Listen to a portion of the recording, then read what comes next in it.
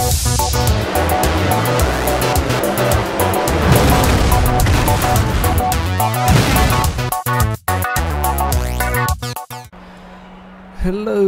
and welcome to the show. I'm here on Forza Horizon 2. There is a crowd of people cheering my little Fiat. Yes, we've got another silly car build. This is probably one of the most requested vehicles I've had for a while. It is the Fiat 595, the Abarth thing, that people have been wanting me to do a silly car build on. I'll be honest, I'm not entirely sure if quite how this is going to turn out. Hey, don't be shy. I don't know. Come on in. Because as far as engines go, the only choice that we have in the standard engine is not going to get very much power out of it. So we're going to have to change the engine. Our only option is the 1.4 turbo engine. I'm not sure we're going to get a huge amount of power out of it. I don't know. I don't think I've ever used this in anything. I don't think I've had a call to use that engine in anything in particular. I'm going to give it a go though. Now it may not need a huge amount of power to be very silly because, well, it is tiny. It's got a very, very short... it doesn't look right without that front bumper. That looks really, really odd. No, I don't like that. We're going to want the downforce anyway if we're going to do silly things with this. We're going to have a strange air dam on the top. Sure, let's go for that. And that's going to shave some weight off. Again, it looks quite weird without it, but we're going to want to get rid of the weight, so sure, we'll go for it. Yeah, having such a tiny wheelbase, this could end up being quite twitchy. I think it's rear-engined, isn't it? So that could make it interesting. Yeah, I'm not 100% sure quite what we're going to get out of the end of it with this car. Rear tyres, I mean, they're skinny in comparison to what we've had on other cars, but we're not going to have as much power. I think... I don't know, I think we may have some sort of grip. It's the twitchiness that I think will be more of the problem than the wheel spinning. I'm guessing here. Horizon 2 tends to be a lot nicer when it comes to cars on here. They're nowhere near as twitchy as they are on Forza 5. So you tend to be able to get away with a lot more. This may, with a rear engine and such a diddy wheelbase, may cause problems. Who knows? Let's find out. We're going to want some race brakes. We shouldn't have any problems with the getting stopped bit. This car is incredibly light. In fact, are we going to have the first car to go? I can't imagine this will be the first car to go under £1,000. If the Lotus 11 can't do it, I can't imagine this, especially when we've got a roll cage in it. How light are we going to get the Fiat? Nope, we're not going to... I'm pretty sure there's nothing that goes under £1,000 in here. Still, I mean, that's incredibly lightweight for anything, which will be good on the... As you can see on the statistics there on the braking front, we should get stopped very, very quickly. I mean, if this car isn't twitchy, I could see it going very quickly around the track. I could see it be one of the fastest cars around the track because it is going to be so light and will have potentially incredible acceleration, again, with it not weighing much. I have realised now I've done an engine swap, but I forgot to... Did I forget to look at the aspiration conversions? It's already got a turbo on it, so sure. I will quickly check if there is anything once I've gone through here. PI is going up, but I can't imagine this will get to an X class somehow. I have a feeling this will remain within the the required class. Oopsie. Nope, come on game. Thank you. Turbo, how much horsepower are we going to add on? 18. Wow. That's a fantastic turbo that we have got on the car. And the intercooler is all of 8. It's not the most spectacular of cars of power of is under 400 horsepower. To be fair, there's got to S2 class with under 400 horsepower.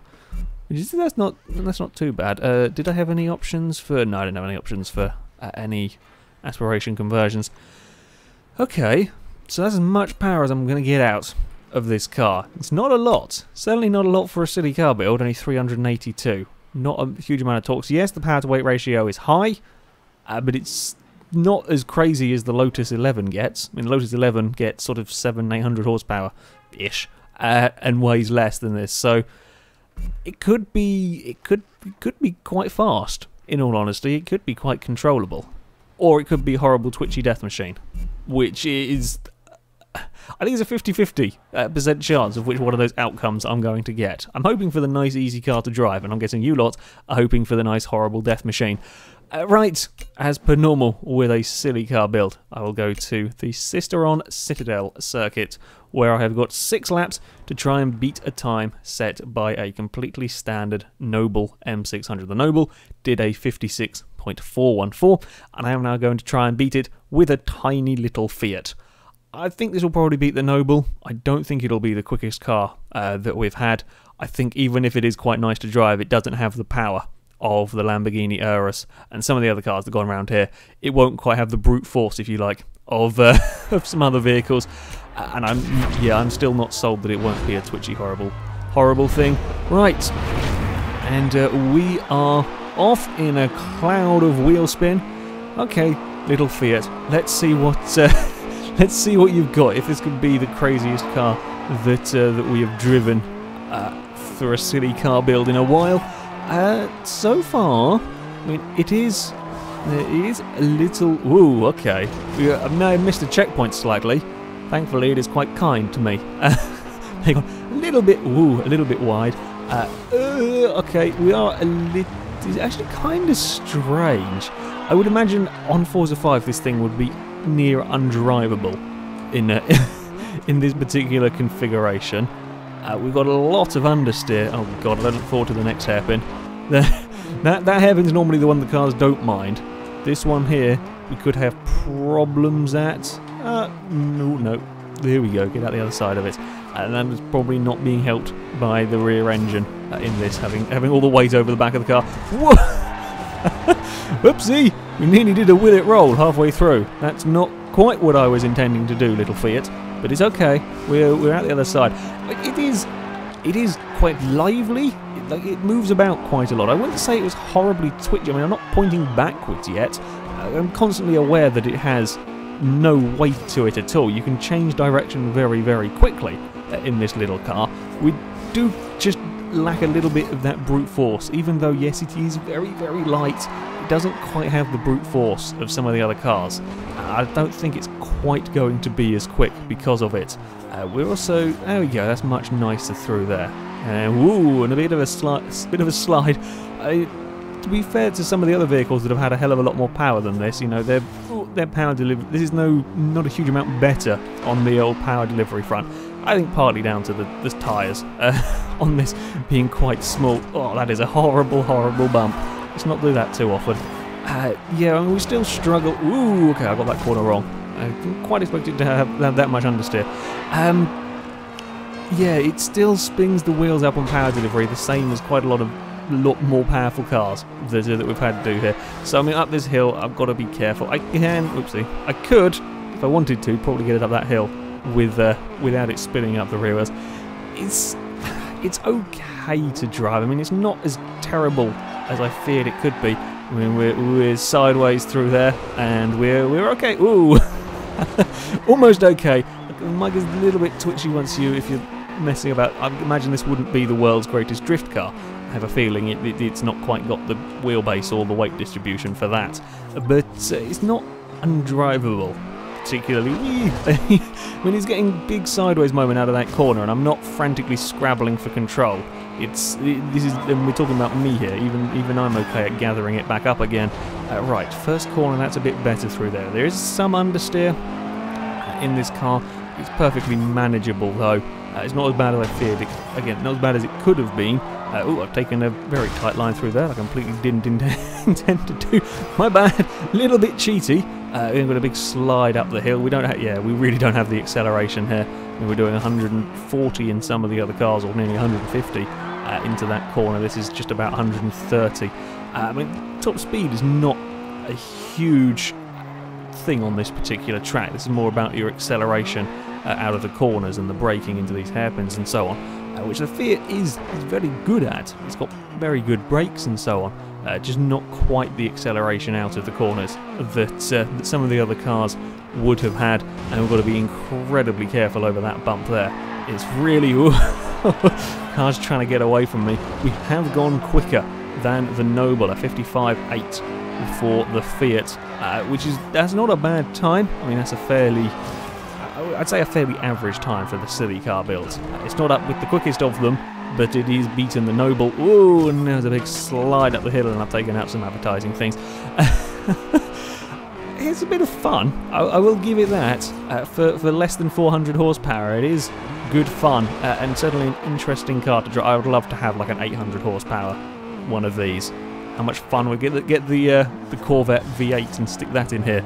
I mean, it would be bigger than the car, probably, but it would be a huge amount of fun to have that much horsepower in this car. Oopsie, we'll get it around here. As with under 400 horsepower, I mean, it's pretty crazy for a car like this to have that much power, but it's not as insane as some other vehicles. Right, final lap to try and go any quicker. I'm not sure we're going to go much quicker. If we can be neat and tidy. I mean, I'm going through that first set of corners at 100 miles an hour in a stupid Fiat, and it's okay, it deals with it, and it gets a little bit bounced around. Oh, we've got a big sideways moment up the hill, as we've seen many a car do. But then I think this lap time is gone probably. Oopsie, we've got on the wrong side of that checkpoint as well. The game is very forgiving in the in the rivals mode. Ooh, nope, come on, there we go. Got it back just in time, but yeah, the lap time's gone.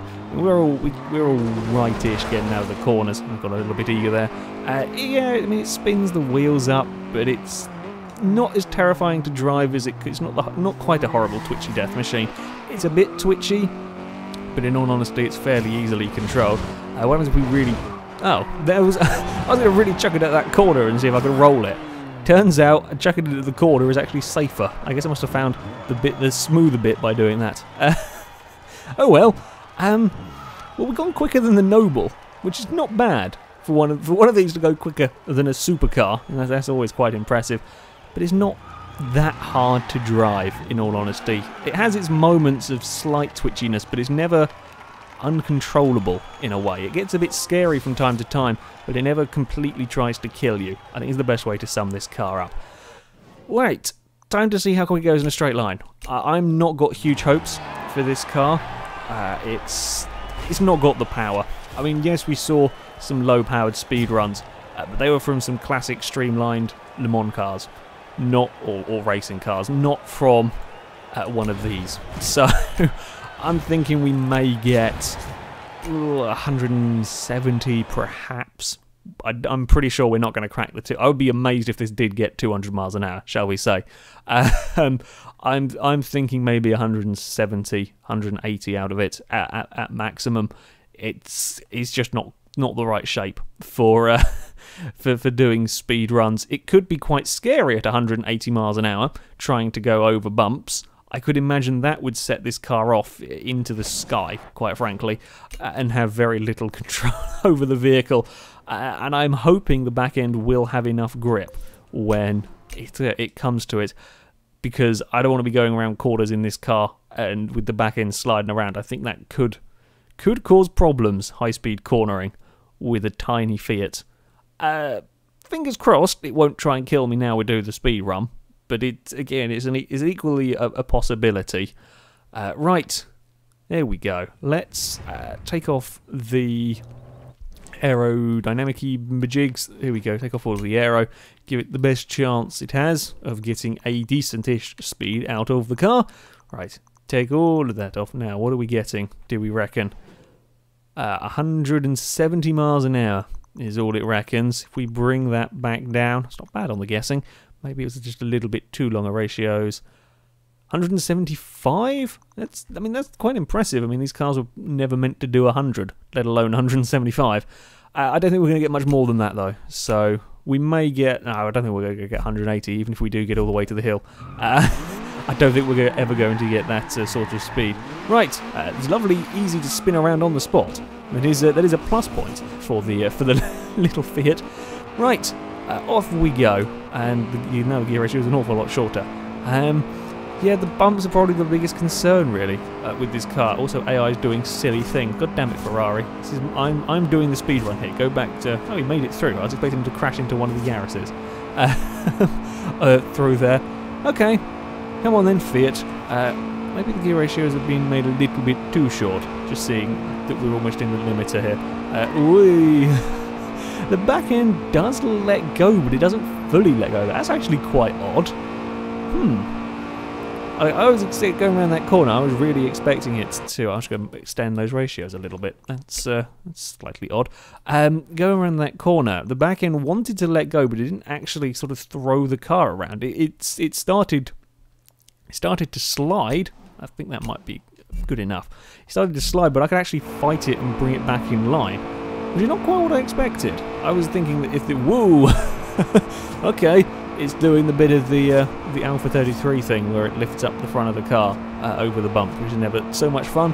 Yeah, there we go, 175 miles an hour. And that's about all we're going to get out of it. Oh, I lied, 176. Can we fit through this? See that? Look at that. That was really quite... And we survived the bump as well. That was quite impressive. It's like on the limit of the grip, but it's not actually letting go. That's quite good. To be able to change direction at that speed in one of these with no aero is quite impressive, actually. I'm hoping we can be flat out here. Yes, indeed we can. 170 through the speed traps, not too bad. Oh, bump. We hit a thing. Tunnel. Did we crash a Yaris? I'm not sure.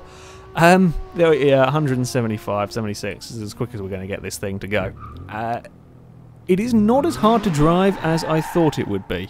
We did crash a Yaris. Well, I mean, that's always a good thing. We'll crash a Yaris again, just for good measure. See? Always a good thing. I think it's the right colour one as well. Yeah, the Fiat, I mean, it's not the easiest car in the world to drive. It is a little bit twitchy, but it is perfectly savable as well. If it starts getting out of control, I can gather it all back in without too many problems. I would imagine if this thing was on Forza 5 in this manner, it would be horrible. As it is on here, though, it is just about controllable. And hell, it went around the track quicker than a Noble, which is pretty good going. Anyway, that is it for this video, guys. So thank you very much for watching, and until next time, a goodbye.